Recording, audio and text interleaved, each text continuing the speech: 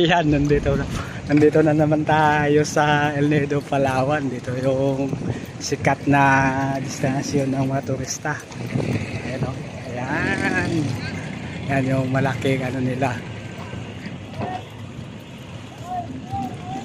Sa mga gustong magbakasyon ngayong summer, huwag nyo na itong kaligtaan. Ito yung El Nido, Palawan. Yan. Ito yung mas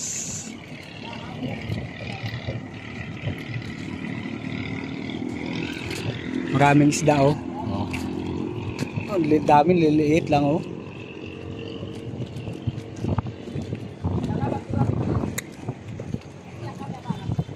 Yan oh. Yan. Sarap maligo. Kailangan nagmulali kami dito.